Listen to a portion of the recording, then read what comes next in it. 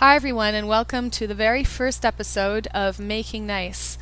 My name is Olivia Collette, And I'm Randy Masters. and we decided to start doing this because we wanted to try an experiment, which today feels like an experiment, or these days it feels like an experiment in civility. Because you identify, how do you identify yourself politically? I'm a political conservative and have been for a long portion of my life, and I have some leanings toward the Tea Party. I see, and well, I know that already, but I am. I think by many people's standards, I'm left leaning.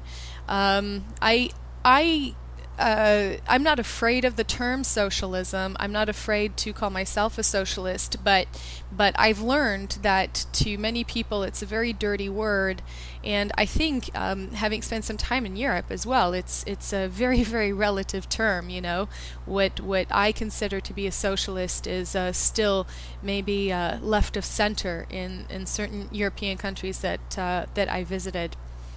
But yeah, let's start first of all by talking a little bit about how we met and what made us decide to do this. Okay. So we met through Roger Ebert, and we met formally in person at Ebert Fest in 2011. So just 3 months ago this year. Mhm. And sorry, This is go. my third year at Ebert Fest, and Ebert Fest is my week to tune out of politics and watch some great films with some great people. And I was actually really surprised to see you there because I recognized you by name in the comments section of his journal. And you frequently, frequently. Yeah, you frequently disagree with him. I mean, in his journal, that's where he talks a little more about his personal politics, and obviously he's very less left-leaning, as many people know. And you're usually one of the commenters that doesn't agree with him. Um, and That's true. And you know, Roger, I've been on his journal for about 2 years now, and Roger's very gracious with people who don't agree with him, and he's really the model of civility and political discussion in that way. So he's very gracious to have me on the journal as a commenter, even though I disagree. I think he's a brilliant writer, a brilliant man. We just disagree, but you can disagree civilly. Well, and see, and I think this is why we're doing this, right? I mean, when we talked about doing this project, we were thinking that there has to be some common ground where people can sit down and have a discussion, even if they don't agree, and try to make it constructive, because especially I think what really made me want to do this was actually a tweet that you left because after Ebert Fest, we started following each other on Twitter, Yes. and at some point I remember you writing some what is it? Do you remember exactly the wording? I do. I said that I was thinking that 2012 was going to be a political war. And I think I used a word a little stronger than that, but and you responded to the tweet where I thought it was going to be a war. Yeah, I think it was the word war. Because I've got to say, the Civil War is a historical event in the U.S. that's always fascinated me, even though I'm Canadian, for anyone who's watching and who doesn't know, and I live in Canada. It's something that's always fascinated me, especially when you look at I guess, the ideal of the United States now. But when you said that, it struck me because, uh, you know, why does a political discourse have to be a war? And if it is a Hmm. war, what kind of a discourse is there? And I mean, something that we hear a lot in North America, and I think sometimes it's used in rhetorically, which I think makes it somewhat irresponsible, is you see people saying that they're saying these things, these really mean-spirited and disparaging things at somebody else's expense, who's merely a political opponent, and that they're doing this in the name of democracy. And I think one thing that's always irked me is, I think people are under the impression that democracy is a choice. But I think it's not just a choice. I think it's a voice. And I think if you have a voice, it's much more powerful than having a choice. But when you have two um, two parties to choose from, is that really a democracy?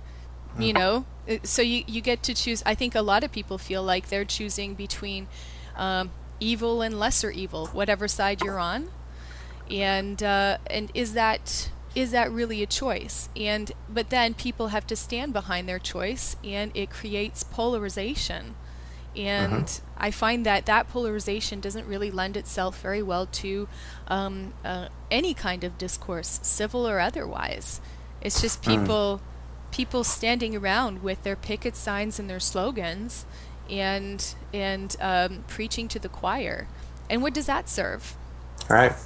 And you did respond back to my tweet with that idea of polarization, that you were alarmed by the polarization. And, I get polarization because there is two parties, there is two majority viewpoints on most of the issues we discuss, so we're naturally polarized.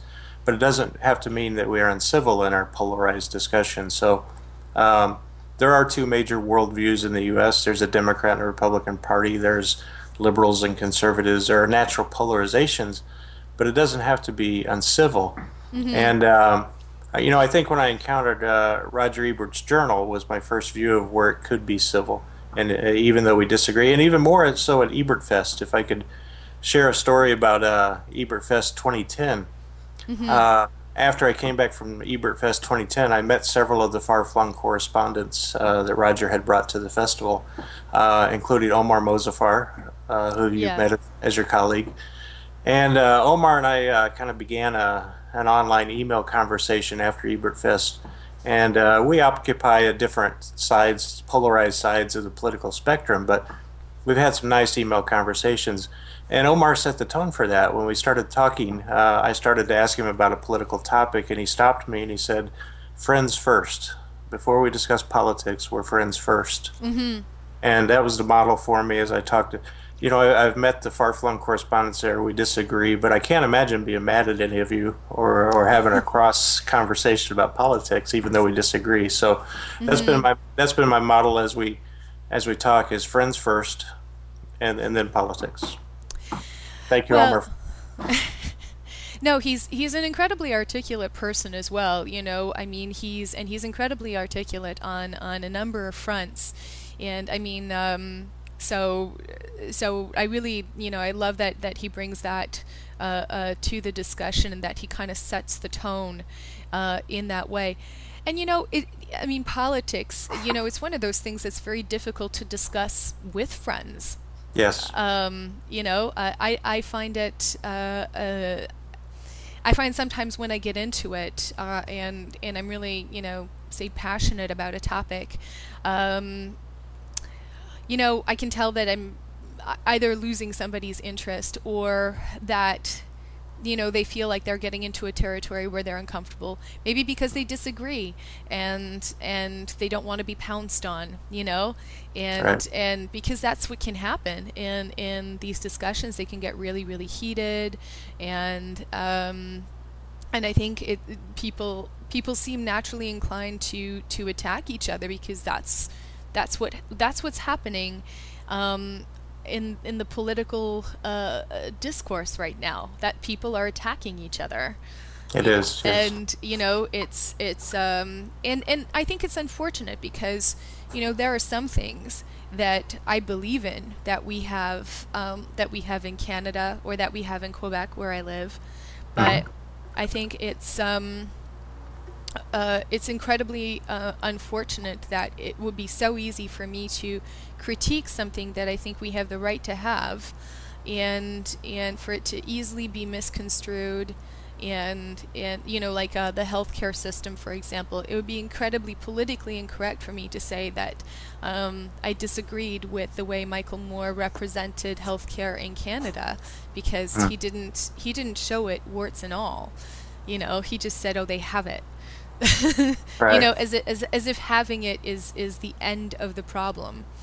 Right. And I think, I mean, of course, I believe that it's our right to have universal health care, but I think we should be able to talk about it with people who don't believe the same thing, and for it not to turn into something else, for it not to turn Mm. into me being a sympathizer, or me betraying Mm. me betraying Right. my side. It's like, no, we need to discuss something that's broken and that needs to be fixed, and there are a number of ways of doing that. um, So you know within your own polarized side, there are disagreements, and it makes it difficult to have conversations, is what you're saying. well, don't you feel Yeah, that way about sure, people in the Tea Party? I mean, don't you sometimes feel a little bit embarrassed? um, sure, I mean, and I'm speaking for myself here too. I feel that way sometimes. Like, right. you know, I I applaud that girl who stood at Parliament and held a poster that said "Stop Harper," but Mhm. I also felt that in interviews, she could have been a little more articulate, you know, Yeah. and so, but I mean, I want to be able to say See, that. see, I would have fired her for being out of line on the floor. She was fired. Was she okay? Yeah, no, she was totally fired. You know, Anyway, can sorry, I go add on. though? You know what I think, as I was recounting that about talking with Omar, as we're talking online with people on Twitter, on the journal, we don't have the luxury of having met everybody in person. So a lot of the polarized conversations are with people we haven't met, and it's not like it's a conversation like we're having a conversation. It's a masked conversation through an online, especially when I'm talking to people who aren't using their real name as their Twitter name. I use my real name. I'm having a conversation with people, but So do I. um, I use my real name too. exactly. So Mm. it's another step of space between us as we're talking to people online. It's not knowing somebody personally, so that makes it easier to go at each other and have a hostile conversation But with people we don't know. I'll say this. I feel that because I use my real name, and even though my blog isn't named oliviacollette.com, Hmm. in the about section, I identify myself very clearly, Hmm. and so it is me representing myself, and I feel that because of that, I have to be more responsible Right. in terms of how I present myself and the things that I say. You know, Right. I don't know if I always succeed, but I'm certainly mindful of that. And I think it's interesting how anonymity seems to alleviate some people of the responsibility they would otherwise feel if they were talking face to face like we are now. Right. So rule one of civility might be use your real name. Use your real I name. guess. And act like you're having a conversation with somebody, and not just trading barbs. Well, speaking of which, we're going to wrap up this first episode, Okay. and before we do, though, you and I wanted to set some standards for anybody who feels like they want to comment on this and videos that will follow. Really, it's very simple ground rules. If you don't want to use your real name, that's fine, but if you're going to leave a comment, keep it topical, keep it about the conversation. Try not to attack either one of us personally. No name calling, stuff like that, and just keep it civil. I mean, we're Absolutely. doing a good job so far. We are. Let's see how it goes when we take on some of the topics that we'll be taking on in the episodes to follow. Very good. I look forward to a conversation with the commenters as well. So let's Me all too. Me too. keep it civil and make nice. Absolutely. See you next time, Randy. Thank you, Olivia.